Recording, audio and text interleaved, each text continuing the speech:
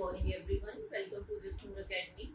आज हम डिस्कस कर रहे हैं क्लास 10 चैप्टर 1 रियल नंबर की एक्सरसाइज 1.2।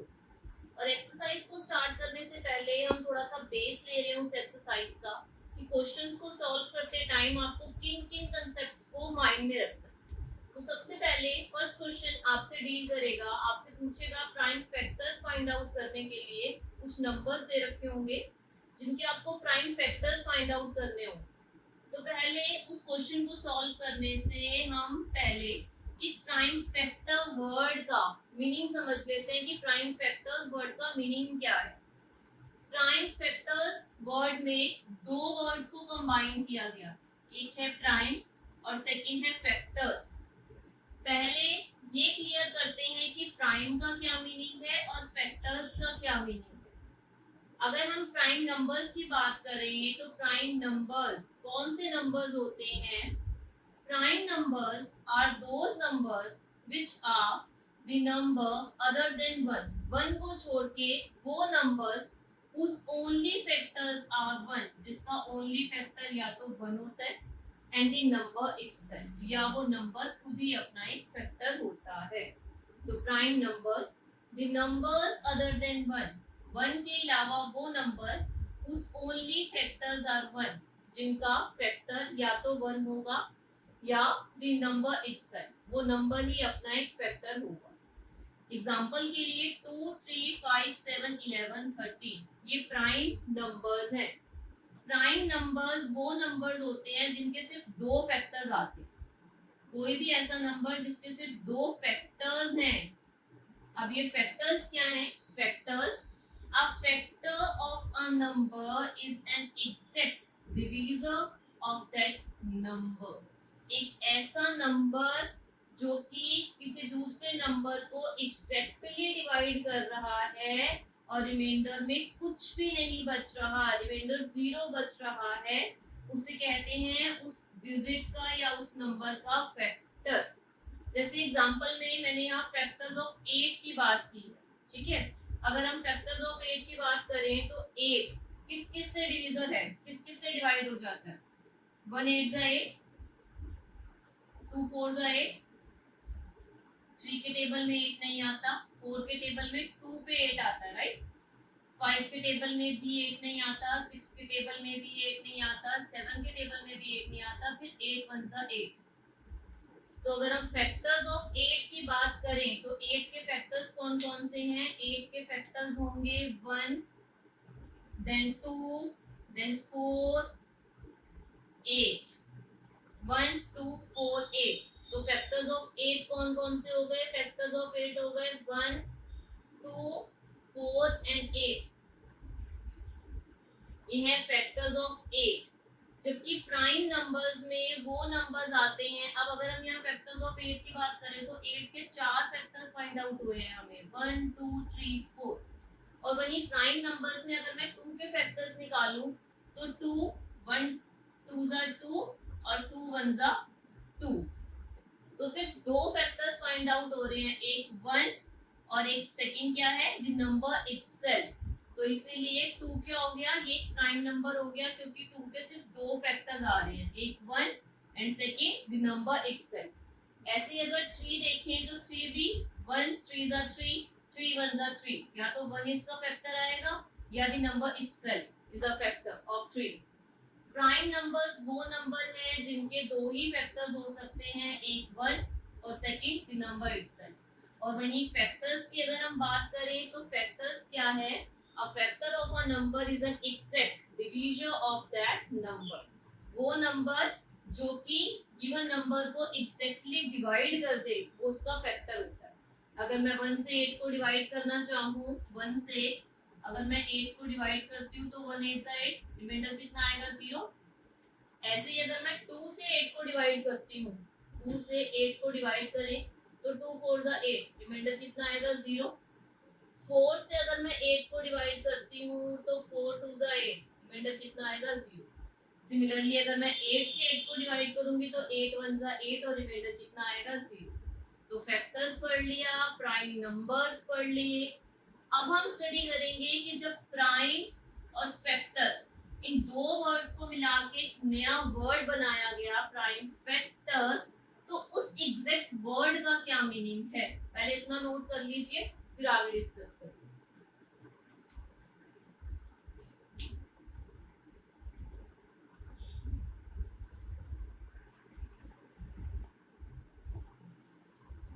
चलिए अब हम डिस्कस करते हैं फैक्टर्स के बारे में। यहाँ मैंने फैक्टर्स लिखकर आपको नीचे ऑप्शन में दो तरीके के फैक्टर्स के बारे में बताया है। फैक्टर्स कितने टाइप्स के हो सकते हैं, एक है prime factors and other one composite factors. ये कुछ वैसा ही है जैसे कि प्राइम नंबर्स और कंपोजिट नंबर्स होते हैं। कंपोजिट नंबर्स वो नंबर्स हैं जो कि दो नेचुरल नंबर्स को मल्टीप्लाई करके जो नंबर फाइंड आउट होता है वो कंपोजिट नंबर होता है।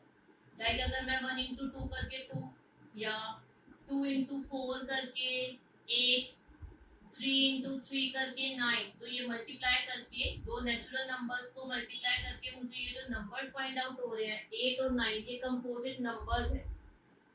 ये है हमारे कंपोजिट नंबर्स। और प्राइम नंबर्स क्या है ये हमने डिस्कस कर लिया। प्राइम नंबर्स वो नंबर्स होते हैं like 2, 3, 5, 7, 11, 13 all are prime numbers, ये हम डिस्कस कर चुके हैं अभी। कंपोजिट नंबर्स मैंने आपको बता दिए क्या होते हैं। अब हम बात करते हैं प्राइम फैक्टर और कंपोजिट फैक्टर्स। फैक्टर ट्री मैंने यहाँ एक डिजिट ली है 20, और उस 20 के लिए 20 एक नंबर है जिसके लिए मैंने ये फैक्टर ट्री बनाया है। अगर 20 के फैक्टर्स निकालने शुरू करें तो 20 को पहले 2 इंटू 10 लिख सकते हैं, 2 इंटू 10 20, 10 के लिए 2 into 5, 2 into 5 is equal to 10। अब आप फैक्टर्स जब फाइंड आउट करने शुरू करते हैं तब आपको सबसे पहले किस चीज को अपने माइंड में रखना है, जब भी फैक्टर्स बनाने हैं किसी भी नंबर के तो सबसे पहले आपने क्या करना है, सबसे पहले आपने 2 जो कि पहला प्राइम नंबर है उस प्राइम नंबर से सॉल्यूशन करना स्टार्ट कर। 20 था, मैंने 2 से उसको सॉल्व करना चाहा तो 2 इंटू 10 20 होता है, तो मैंने सबसे पहले 2 इंटू 10 लिख दिया। अगर यहाँ कोई ऐसी डिजिट होती जो 2 के 2 से डिविजिबल होती ही ना, 2 उसका फैक्टर ना होता, लाइक 9 होता, तो 2 से ये डिविजिबल नहीं है, तो सबसे पहले 9 के लिए क्या सोल्यूशन आता, 3 इंटू 3, राइट। 2 से नेक्स्ट डिजिट 3 है तो 3 इंटू 3 कर दिया। यहाँ 20 के लिए मैंने सबसे पहले लिखा 2 इंटू 10, फिर 10 के लिए 2 इंटू 5। अब इसमें से आप देखिए कौन कौन से, अब इसके बाद इसका सोल्यूशन 2 भी एक प्राइम नंबर आ गया, 5 भी एक प्राइम नंबर आ गया, और ये वाला 2 भी एक प्राइम नंबर है। 10 एक कंपोजिट नंबर था तो उसका सोल्यूशन हमने कर दिया। अब अगर मैं यहाँ प्राइम फैक्टर्स देखूं तो मुझे कौन कौन से प्राइम नंबर्स मिले हैं 20 के सोल्यूशन के टाइम पर। एक ये 2 फाइंड आउट हुआ है, एक ये 2 और एक ये 5। तो अगर मैं 20 के प्राइम फैक्टर्स की बात करूं कि 20 के प्राइम फैक्टर्स कौन कौन से होंगे यहाँ पर, तो 20 के प्राइम फैक्टर्स होंगे 2 इंटू 2 इंटू 5, 2 2 5, क्योंकि 10 जो सा है ये कंपोजिट फैक्टर है, कंपोजिट नंबर है, तो ये 10 20 का एक कंपोजिट फैक्टर हो गया, क्योंकि यहाँ हम फैक्टराइजेशन सीख रहे हैं। तो 10 क्योंकि एक कंपोजिट फैक्टर है तो इसे प्राइम फैक्टराइजेशन के टाइम पर आप यूज नहीं करेंगे, सोल्यूशन लिखते टाइम आप क्या यूज करेंगे, जो आपके prime numbers as a factor आपको फाइंड आउट हुए, लाइक 2 इंटू 2 इंटू 5। अब अगर मैं इन्हें मल्टीप्लाई करूं तो 2 टू द 4, 4 5 द 20 आ गया, 20 इज इक्वल टू 20। ऐसे निकाले जाते हैं, ऐसे सॉल्व किया जाता है जब कोई नंबर आपको दे रखा हो और उस नंबर के प्राइम फैक्टर्स आपको फाइंड आउट करने हो। आप स्टार्टिंग करोगे 2 से, और अगर 2 से डिविजिबल नहीं होगा देन 3, 3 से नहीं होगा देन 4 से चेक करोगे, फिर 5 से चेक करोगे। और यहाँ पर प्राइम नंबर्स अगर आपको मिल रहे हैं, जितने कंपोजिट नंबर्स हैं या कंपोजिट फैक्टर्स हैं उनको तब तक सॉल्व किया जाएगा जब तक कि वो प्राइम फैक्टर्स में चेंज नहीं हो जाते। इतना नोट कर लीजिए, फिर एक्सरसाइज स्टार्ट करते हैं।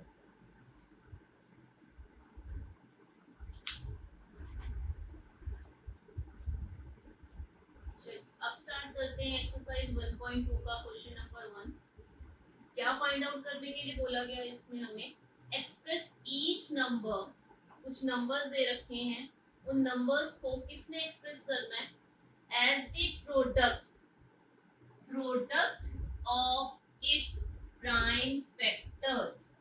प्राइम फैक्टर्स क्या होते हैं ये हमने डिस्कस कर लिया है, बहुत अच्छे से क्लियर है ये कंसेप्ट अब कि प्राइम फैक्टर्स क्या है और कंपोजिट फैक्टर्स कौन से होते हैं। तो हमें ये जितने भी नंबर्स दे रखे हैं इन्हें किसने एक्सप्रेस करना है?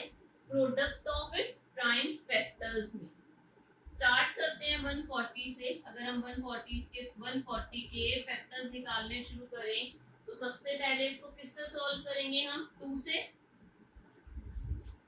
डिविजिबिलिटी 2 की है क्योंकि लास्ट डिजिट जो सी है वो इवन नंबर है, 0 है, तो 2 से डिविजिबल है, 2 इसका फैक्टर होगा। 2 7 14 0, फिर वंस प्लेस पे 0 आ गया तो ये दोबारा 2 से डिविजिबल है, 2 3 6, 2 5 10। अब वंस प्लेस पे 5 आ गया यानी डिविजिबल बाय 2 नहीं है। फिर 3 की डिविजिबिलिटी चेक करने के लिए 3 की डिविजिबिलिटी कैसे चेक होती है? डिजिट्स को ऐड करो। अगर मैं 5 + 3 करती हूँ तो 8 आता है। अब 8 तो डिविजिबल बाय 3 नहीं होता, तो 35 डिविजिबल बाय 3 नहीं है। 3 के बाद 4 की डिविजिबिलिटी अगर मैं चेक करूँ, 4 से चेक करना चाहूँ, वैसे 4 एक प्राइम नंबर होता नहीं है तो प्राइम फैक्टराइजेशन में आप उसे अवॉइड करेंगे यूज करने। 2 के बाद 3 से डिविजिबल नहीं है, देन 4 से डिविजिबल भी नहीं है, फिर 5 से देखो। अगर हम 5 से बात करें तो 5 7 35, 5 से डिविजिबल है। वंस प्लेस पे अगर 5 हो या 0 हो तो डिविजिबल बाय 5 होता है, तो क्योंकि वंस प्लेस पे 5 था तो ये डिविजिबल बाय 5 होके 5 7 35 हो। अब 7 1 7, तो हमारे पास कौन कौन से प्राइम नंबर्स आ गए? 2 है 2 टाइम्स, 5 है 1 टाइम और 7 है 1 टाइम। तो अगर हमें 140 को एक्सप्रेस करना था as the product of its prime factors, तो 140 is equal to 2 into 2 into 5 into 7, 2 की पावर 2, 5 की पावर 1 और 7 की पावर 1। कोई प्राइम नंबर जितनी बार रिपीट होगा एज अ प्रोडक्ट उसे उतनी बार में 2 की पावर में लिख दिया जाता है। क्योंकि 2 टाइम्स रिपीट हो रहा था तो 2 की पावर 2, 5 सिंगल टाइम है 5 की पावर 1 और 7 भी सिंगल टाइम है तो 7 की पावर 1। ये हो गया हमारा 140 represent as the product of its prime factors. अब सेकंड सॉल्व करते हैं 156। अगर हम 156 का सॉल्यूशन स्टार्ट करते हैं, इसके वन स्पेस पे 6 है तो डिविजिबल बाय 2 होगा, 2 इसका फैक्टर होगा। 2 से 156 को डिवाइड करते हैं तो ये आएगा 78, 2 7 14, 2 8 16। फिर वन स्पेस पे 8 आ गया तो 2 का डिविजिबल है, डिविजिबल बाय 2 है, 2 3 6, 2 9 18। अब वन प्लेस पे आ गया 9 तो डिविजिबल बाय 2 नहीं है क्योंकि ये तो ऑड नंबर है। अब 39 है, 3 की डिविजिबिलिटी देखते हैं। 3 + 9 is equal to what? 12, which is divisible by 3, तो 39 भी डिविजिबल हो जाएगा 3 से, 3 इसका फैक्टर होगा। अब 3 से डिवाइड कर रहे हैं 39 को, 3 1 3, 3 3 9, अब ये 13 आ गया। 13 इज अ प्राइम नंबर, क्योंकि ये प्राइम नंबर है तो या तो 1 से डिविजिबल होगा या अपने आप से ही डिविजिबल होगा, तो 13 1 13। तो अगर हम 156 को रिप्रेजेंट करना चाहते हैं प्रोडक्ट्स ऑफ इस प्राइम फैक्टर्स में, तो 156 को आप कैसे लिखोगे? 156 को लिखा जाएगा 2 into 2 into 3 into 13, which is equal to 2 की पावर 2, 3 की पावर 1 और 13 की पावर 1। ये हो गए हमारे दो नंबर्स का सॉल्यूशन। हमने 140 को सॉल्व कर लिया, हमने 156 को भी सॉल्व करके product of its prime factors में लिख दिया। ये नोट कर लीजिए, फिर थर्ड पार्ट पे आते हैं।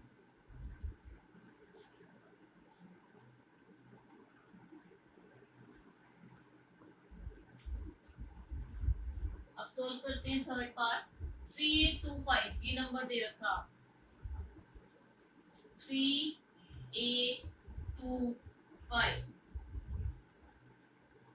वंस प्लेस पे 5 है तो डिविजिबल बाय 2 तो नहीं होगा। डिविजिबिलिटी चेक करते हैं अब इसकी 3 से कि क्या 3825 डिविजिबल बाय 3 है। 3 की डिविजिबिलिटी कैसे चेक करते हैं, सब डिजिट्स को, जितने भी डिजिट्स हो नंबर में उनको ऐड कर दो। 3 plus 8 11, 11 plus 2 13, 13 plus 5 और 18, तो ये आ गया आपके पास 18 इज डिविजिबल बाय 3, तो ये पूरा जो नंबर है ये भी डिविजिबल बाय 3 होगा। 3 इसका फैक्टर हो गया, 3 1 जा 3, 3 2 जा 6, यहाँ 2 गया, 3 7 जा 21, यहाँ 1 गया, 3 5 जा 15, तो ये हो गया 1275। अब चेक करते हैं कि 1275 डिविजिबल बाय 2 है, 2 इसका फैक्टर है, वंस प्लेस पे 5 है तो 2 तो इसका फैक्टर नहीं होगा। 3 से चेक करते हैं कि 3 इसका फैक्टर है, क्या ये डिविजिबल बाय 3 है। 7 plus 3 10, 10 plus 5 15, तो डिजिट्स को ऐड करने पर क्या आया 15, तो yes it is divisible by 3, तो 3 इसका फैक्टर होगा। 3 4 जा 12, 3 2 जा 6, 3 5 जा 15। अब 4 to 5 आ गया, अब इसकी डिविजिबिलिटी भी 3 से चेक करनी पड़ेगी, क्यों, क्योंकि 2 से तो डिविजिबल नहीं है। 4 plus 2 plus 5,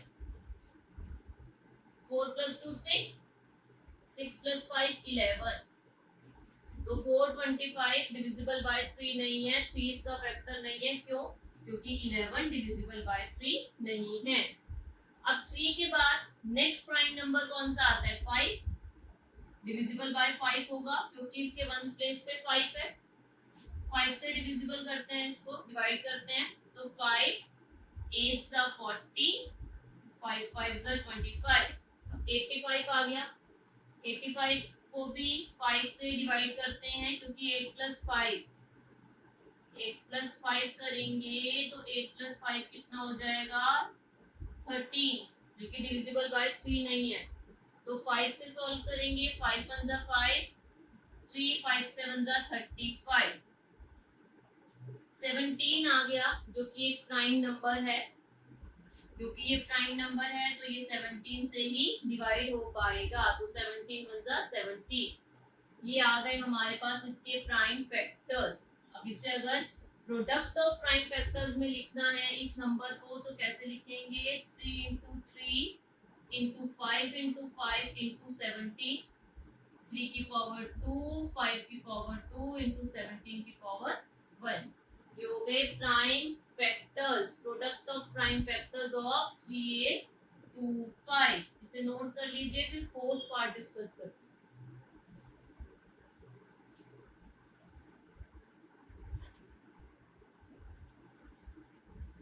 नेक्स्ट पार्ट है 5005 नंबर है, जिसे आपको product of its prime factors में लिखना है।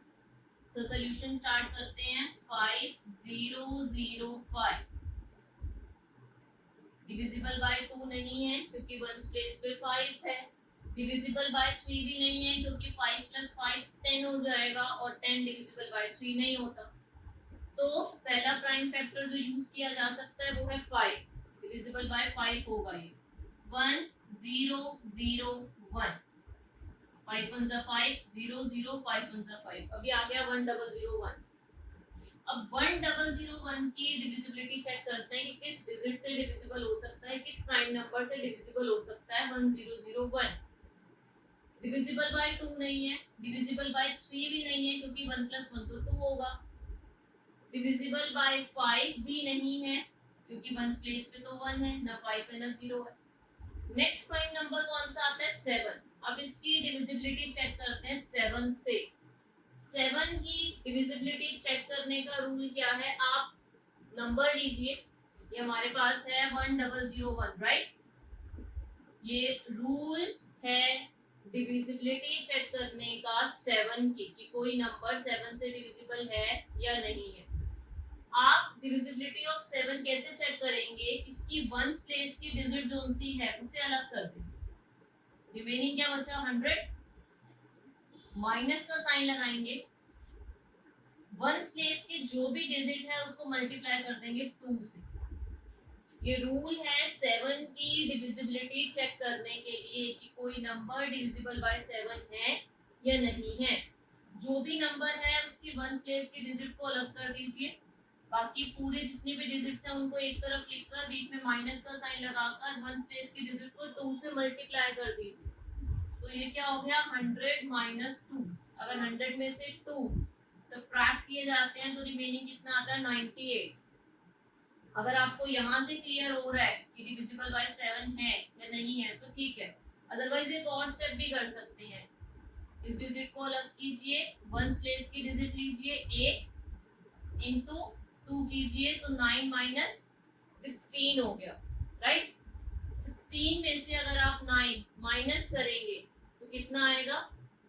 7, क्योंकि ये 7 फाइंड आउट हो गया आपको, तो ये डिजिट या ये नंबर जोन सा है पूरा, ये पूरा का पूरा नंबर डिविजिबल बाय 7 है।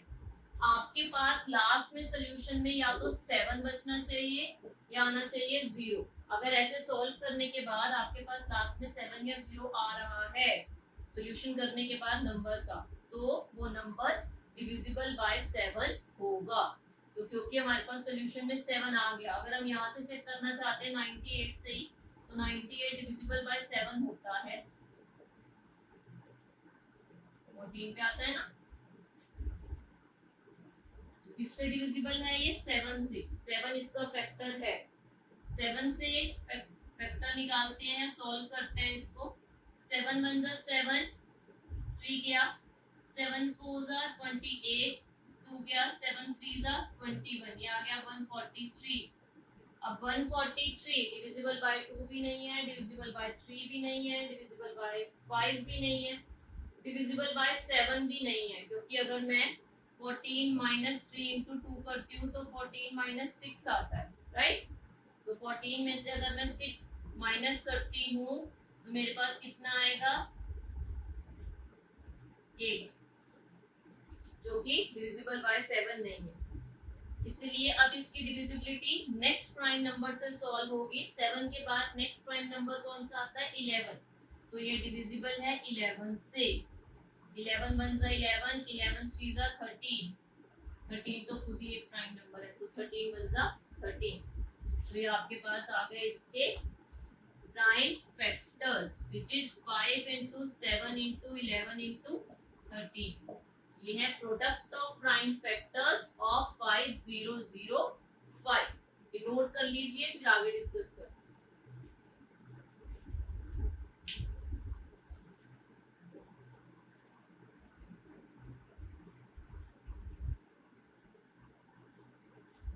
Second question, find the LCM and HCF of following pair of integers and verify that LCM into HCF is equal to product of two numbers।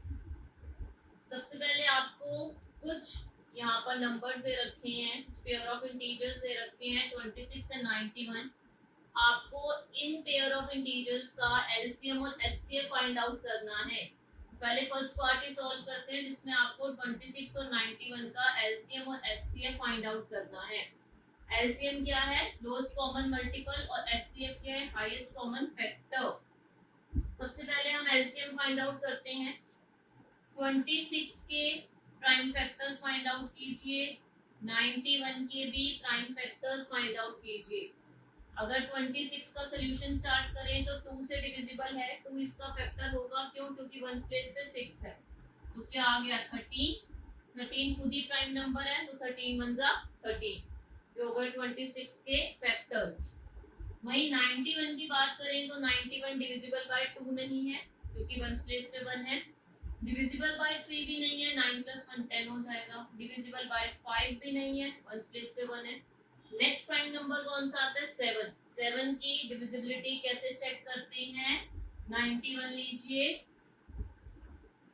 Ones place की digit को अलग करके बाकी जितने भी digits हैं उनको एक तरफ लिखिए, माइनस का साइन लगाइए, वंस प्लेस के डिजिट में मल्टीप्लाई कर दीजिए 2 को, 9 minus 2 is equal to what 7, तो 91 डिविजिबल बाय 7 होगा, 7 1 जा 7, 7 3 जा 21, 13 खुद ही एक प्राइम नंबर है तो 13 1 जा 13।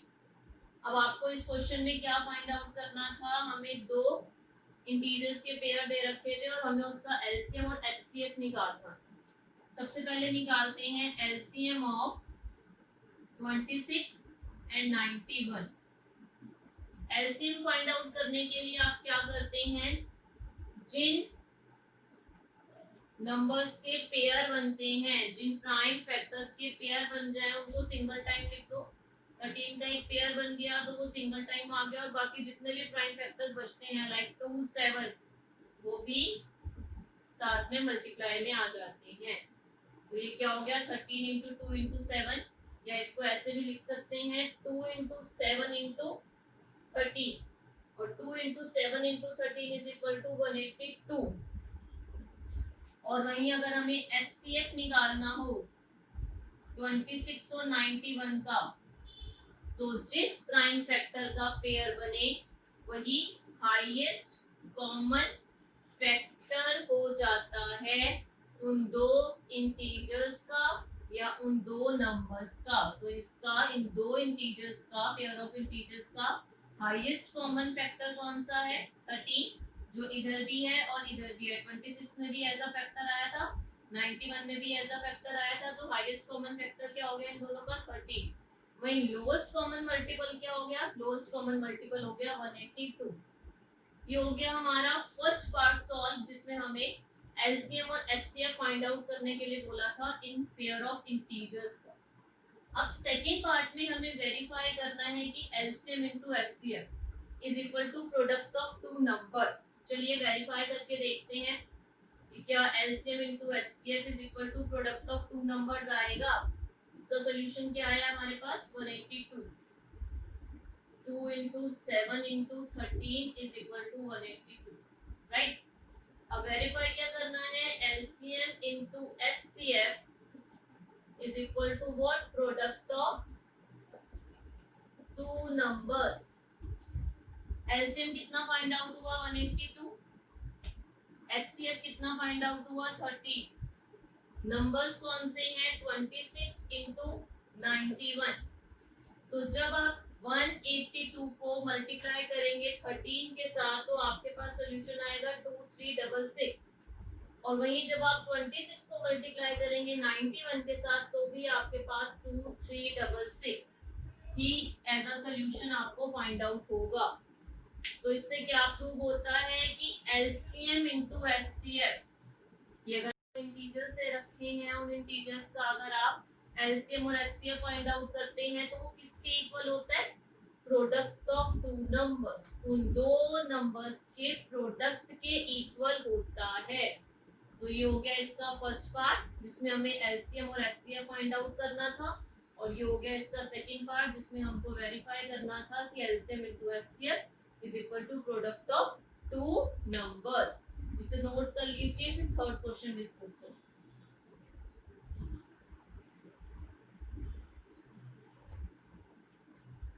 Third question, find the LCM and HCF of the following by applying the prime factorization method.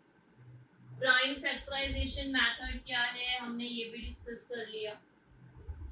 LCM और HCF कैसे फाइंड आउट करते हैं हमने ये भी डिस्कस कर लिया। अब इस क्वेश्चन में नया क्या है, यहाँ पर आपको तीन नंबर्स या तीन डिजिट से रखी हैं, 3 नंबर्स हैं आपके पास, ये 12 15 21, जिनका आपको प्राइम फैक्टराइजेशन मेथड से एलसीएम और एचसीएफ फाइंड आउट करना है।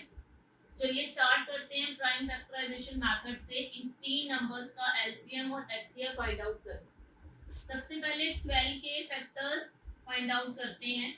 2 6 are 12, 2 3 are 6, 3 1 are 3, ये हो गए प्राइम फैक्टर्स ऑफ 12।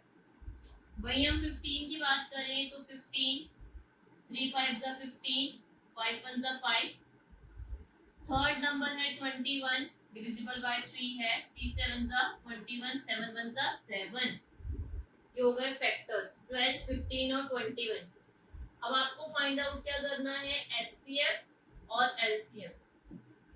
अगर हमें एचसीएफ निकालना है इन तीन नंबर्स का और एलसीएम निकालना है इन तीन नंबर्स का, विच इज 12, 15 एंड 21। सबसे पहले एचसीएफ क्या है, हाईएस्ट कॉमन फैक्टर। इन तीनों नंबर्स का हाईएस्ट कॉमन फैक्टर ढूंढते हैं 3, 3, 3। ये है हाईएस्ट कॉमन फैक्टर। एक ऐसा कॉमन फैक्टर जो कि तीनों नंबर्स में है। 12 में भी 12 का भी फैक्टर है, 15 का भी है और 21 का भी फैक्टर है। एचसीएफ क्या आ गया इसका 3। और वहीं एलसीएम की अगर हम बात करें तो हाईएस्ट कॉमन फैक्टर को सिंगल टाइम लिखकर बाकी जितने भी फैक्टर्स हैं उन सबको यूज किया जाएगा 2 इंटू 2। यहाँ 2 इंटू 2 है, यहाँ 5 है और यहाँ क्या है 7। तो आपके पास क्या आ गया 3 into 2 into 2 into 5 into 7। 5 2 10, 10 2 20, 20 into 7 3 21, 20 into 21 is equal to what 420। तो एलसीएम क्या आ गया 420 और एचसीएफ क्या आ गया 3। इसे नोट कर लीजिए, फिर फोर्थ क्वेश्चन डिस्कस करते हैं।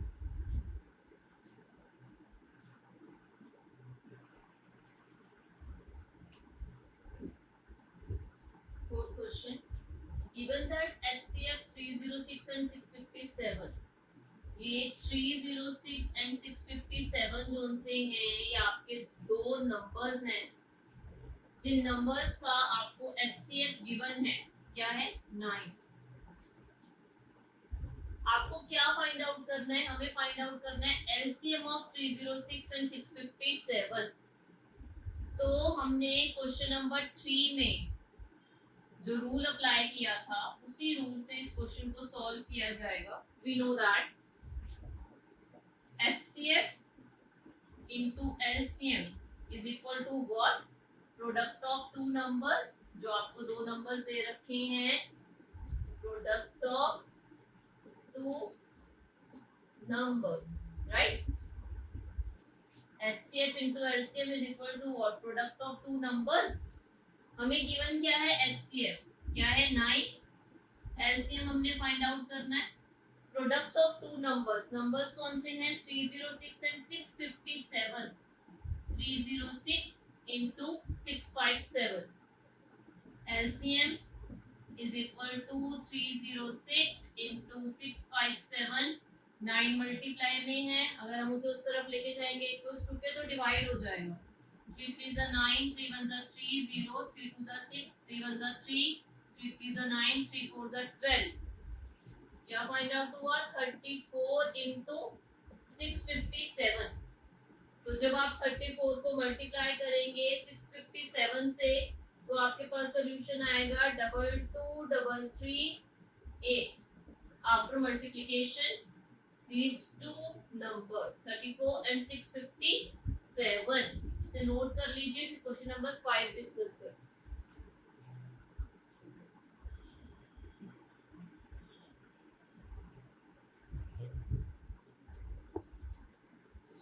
अब डिस्कस करते हैं क्वेश्चन नंबर 5। क्वेश्चन नंबर 5 क्या है, चेक वेदर 6n, 6 की पावर क्या है n, can n with the digit 0 for any natural number n। कहते हैं कि अगर इसकी जो पावर n है उसकी जगह कोई भी नेचुरल नंबर हम यूज करें, लाइक 6 की पावर नेचुरल नंबर 1 कर दें, 6 की पावर 2 कर दें, 6 की पावर 3 कर दें।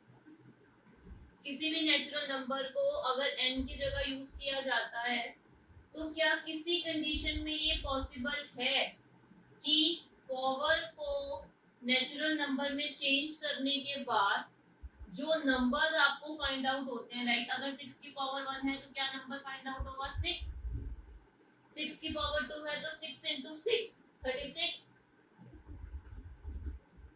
36। ऐसे ही 6 की पावर 3, 6 into 6 into 6 करके जो नंबर फाइंड आउट हो किसी प्लेस पे जाकर पावर्स को नेचुरल नंबर में, n को नेचुरल नंबर में चेंज करने पर कभी ऐसा नंबर आपको फाइंड आउट होगा जहां वंस प्लेस पे, यहाँ पर 6 है ना वंस प्लेस पे, वंस प्लेस पे 0 आ जाए. Check whether 6n can end with the digit 0. 0 digit से एंड हो सकता है क्या ये, for any natural number n. इसका सॉल्यूशन कैसे फाइंड आउट किया जा सकता है? सबसे पहले अगर हम 6n के, हमने यहाँ 6n लिया, इस 6n के अगर हम फैक्टर्स बनाना चाहें, 6 के फैक्टर्स बनाना चाहें, फैक्टराइजेशन करना चाहें प्राइम फैक्टर्स में, तो क्या होगा 2 into 3 की पावर n, राइट. 6n के अगर मैं 6 के प्राइम फैक्टर्स बनाना चाहूँ तो 6 के प्राइम फैक्टर्स क्या होंगे, 2 into 3.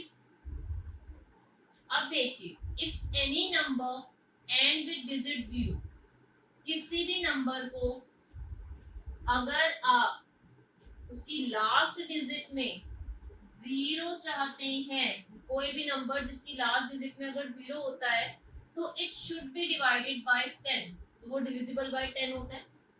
अगर हम एग्जांपल में भी देख लें, अगर मैं 10 की बात करूं, 20 की बात करूं, 30, 40, 50, 100, 120, कोई भी नंबर ले लें जिसकी वंस प्लेस पे 0 है तो वो डिविजिबल बाय 10 है.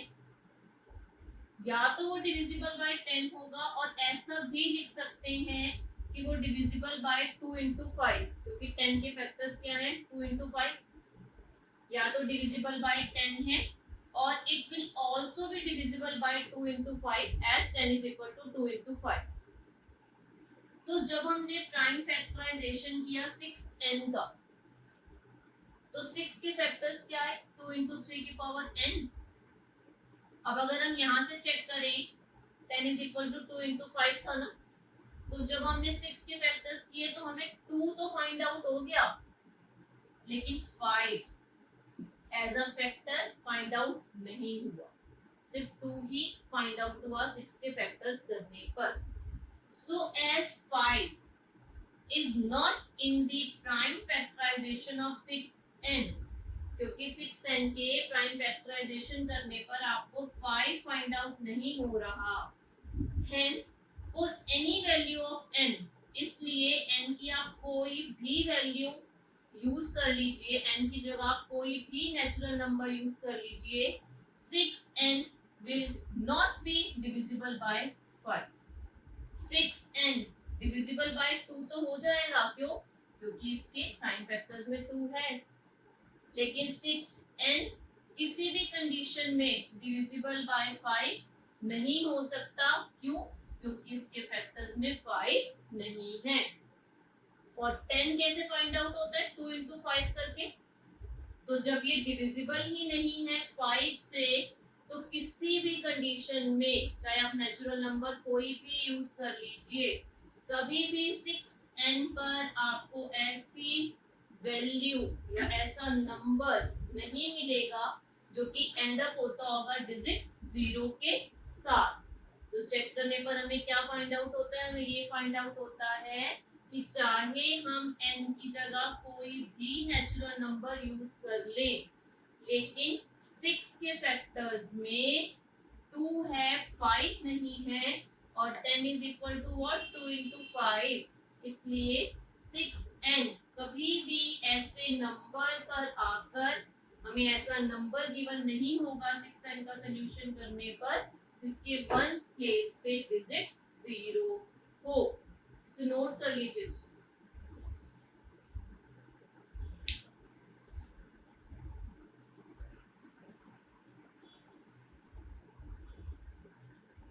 चलिए अब डिस्कस करते हैं क्वेश्चन नंबर 6. Explain why. कुछ यहाँ आपको नंबर्स गिवन है जिनके बीच में कुछ साइन भी हैं, और आपको एक्सप्लेन करना है कि अगर आप इनका सॉल्यूशन करते हैं तो ये कंपोजिट नंबर्स हैं. प्रूव करो कैसे, एक्सप्लेन करो कैसे. सबसे पहले सॉल्व करते हैं 7 into 11 into 13 plus 30. ये तीन नंबर्स मल्टीप्लिकेशन में है, फिर प्लस का साइन है, और 13 अलग से है. तो अगर हम यहाँ कॉमन नंबर की बात करें या कॉमन डिजिट्स की बात करें तो 13 इस तरफ भी है और 13 इक्वल प्लस के उस तरफ भी है। 13 को कॉमन नंबर लेकर बाहर ले गए, 7 इंटू 11 इंटू 1 हो गया +1, क्योंकि 13 as a common number bracket के बाहर आ गया। तो 13 7 into 11 into 1 77 +1 13 into 78। 13 prime number है, 78 के फैक्टर्स हो सकते हैं, सॉल्व करते हैं। 2 3 6, 2 9 18, 3 1 3, 3 3 9, 13 1 13। तो 2 इंटू 3 इंटू 13। अब हमने जब चैप्टर स्टार्ट किया था, ये एक्सरसाइज स्टार्ट की थी 1.2, तभी डिस्कस कर लिया था कि प्राइम नंबर्स कौन से होते हैं और कंपोजिट नंबर्स कौन से होते हैं। कंपोजिट नंबर्स वो नंबर्स होते हैं जिनके मोर देन 2 फैक्टर्स होते हैं, राइट, मोर देन 2 फैक्टर्स। ऐसे नंबर्स जिनके मोर देन 2 फैक्टर्स होते हैं वो कंपोजिट नंबर्स होते हैं। तो यहाँ अगर हम फैक्टर्स देखें तो ये एक 13 हो गया, ये सेकंड फैक्टर, ये थर्ड फैक्टर, तो मोर देन 2 फैक्टर्स हो गए। तो इसके सोल्यूशन निकालने पर जो आपके पास आंसर आया है वो एक कंपोजिट नंबर आया है, तो ये कंपोजिट नंबर है, प्रूव हो गया। यहाँ से सोल्यूशन निकालते हैं, ये सब मल्टीप्लिकेशन में है, फिर प्लस का साइन है और 5 अलग, 5 कॉमन ले लेते हैं, ब्रैकेट में क्या रह जाएगा 7 into 6 into 4 into 3 into 2 into 1 +1, right, क्योंकि वो +5 का 5 जो है वो कॉमन बाहर आ गया। तो 5 जब आप मल्टीप्लाई करेंगे 7 into 6 into 4 into 3 into 2 into 1 को, तो आपके पास आएगा 100A +1। 5 into 1009, right, 5 prime number है। 1009 का अगर हम सोल्यूशन करना चाहें तो 1009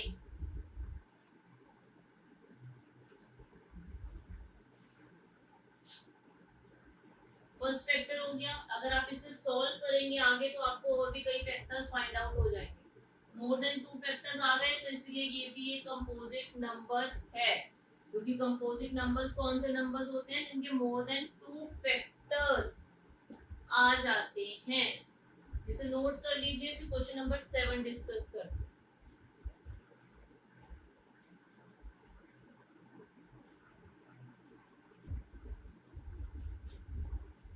अब डिस्कस करते हैं क्वेश्चन नंबर 7। क्या है question number 7? There is a circular path around a sports field. कोई स्पोर्ट्स फील्ड है जिसके आसपास एक सर्कुलर पाथ बना, right. Sonia take 18 minutes to drive 1 round of the field. अगर इस पॉइंट से स्टार्ट किया जाता है तो सोनिया को इस पूरे फील्ड का या इस पूरे पाथ का एक चक्कर लगाने में, एक राउंड लेने में 18 मिनट्स लगता है। और वहीं while Ravi takes 12 minutes for the same. Ravi को इसी फील्ड में इस पाथ का एक राउंड लगाने में 12 मिनट्स लगते हैं। Suppose they both start from the same point. दोनों ने एक ही पॉइंट से स्टार्ट किया and to the same direction, और एक ही डायरेक्शन में दोनों रन कर रहे हैं। आफ्टर हाउ मेनी मिनट्स, कितने मिनट्स के बाद विल दे मीट अगेन, वो दोबारा मिलेंगे। सबसे पहले अगर हम टाइम देखें तो रवि को सोनिया के कंपैरिजन में कम टाइम लग रहा है एक राउंड कंप्लीट करने में। हमें टाइम पता है कि इसे 18 मिनट्स लगते हैं एक राउंड कंप्लीट करने में, और रवि को 12 मिनट्स लगते हैं एक राउंड कंप्लीट करने में, जिससे क्या पता चलता है कि Ravi take lesser time than Sonia. रवि को सोनिया से कम टाइम लगता है एक राउंड कंप्लीट करने में। अगर हम इन दोनों को अलग अलग एक्सप्लेन करके देखें, यहाँ हम सोनिया के बारे में बात कर रहे हैं और यहाँ बात कर रहे हैं रवि के बारे में। अगर सोनिया के नंबर ऑफ राउंड्स को, उसने कितने चक्कर लगाए, उसे मैं x कंसीडर कर लूं, और टाइम इन 1 राउंड, कितना टाइम लग रहा है एक राउंड लगाने में? 18 मिनट। तो टोटल टाइम कितना लगा होगा उसको? x इंटू 18, जितने राउंड लगाए, एक राउंड में जितना टाइम लगा उसको मल्टीप्लाई कर दो तो उसका टोटल टाइम आ जाएगा। सिमिलरली अगर हम रवि की कंडीशन में देखें, तो अगर नंबर ऑफ राउंड्स को y कंसीडर कर लिया जाए और टाइम इन 1 राउंड को, कितना टाइम लगा है? 12 मिनट्स। तो टोटल टाइम रवि को कितना लग रहा है? y into 12। ये टाइम है जो कि सोनिया का टोटल टाइम है, और ये है रवि का टोटल टाइम, y इंटू 12 और x इंटू 18 सोनिया का टोटल टाइम।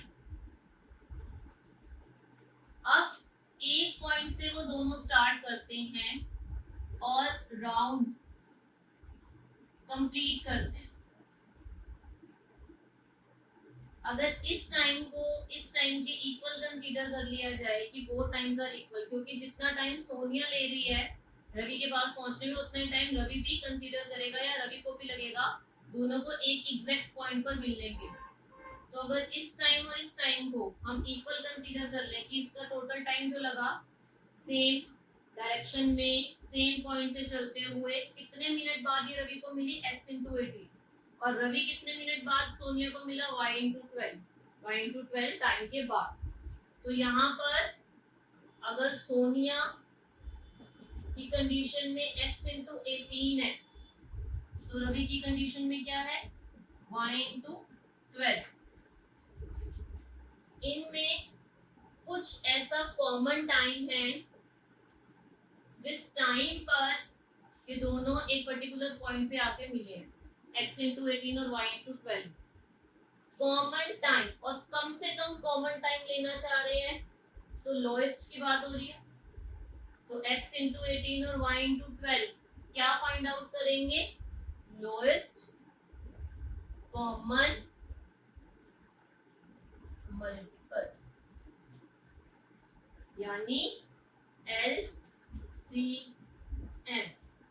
हमें क्या फाइंड आउट करना है? इस 18 और इस 12 का LCM। तो जब आप LCM फाइंड आउट करेंगे 18 और 12 का, 18 के फैक्टर्स पहले नोट कर लीजिए, फिर से आगे डिस्कस करते हैं।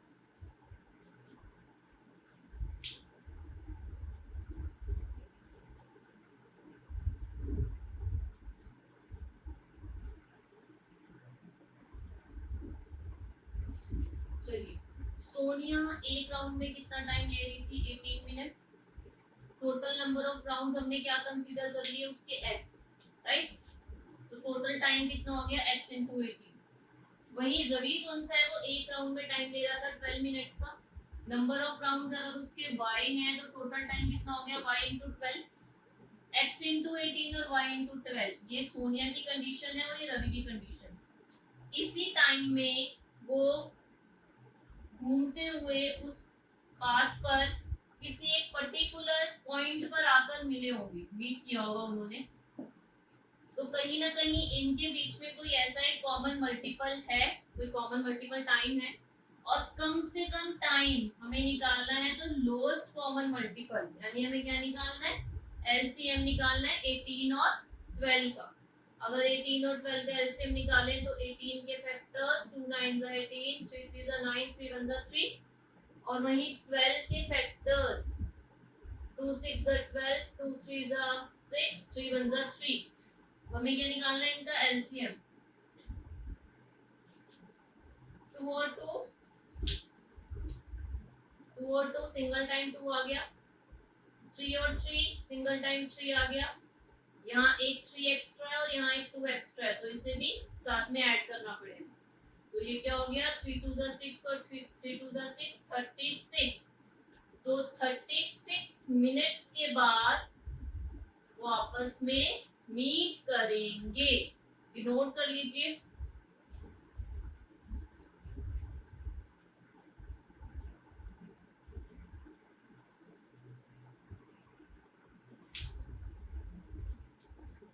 ये हमारा एक्सरसाइज 1.2 का लास्ट क्वेश्चन था।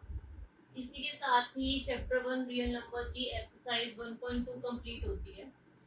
अगर इस क्लास से रिलेटेड आपको कोई भी डाउट है तो आप हमें कमेंट सेक्शन में लिख के सेंड कर सकते हैं।